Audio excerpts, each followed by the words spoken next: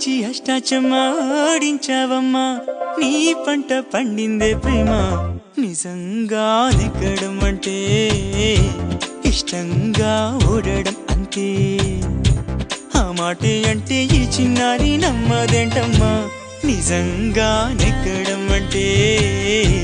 ఇష్టంగా ఓడడం అంతే ఆడించి అష్టాచమాడించావమ్మా నీ పంట పండిందే ప్రేమ నిజంగా నెగ్గడం అంటే ఇష్టంగా ఓడడం అంతే ఆ మాటే అంటే ఈ చిన్నారి నమ్మదేంటమ్మా నిజంగా నెగ్గడం అంటే ఇష్టంగా ఓడడం అంతే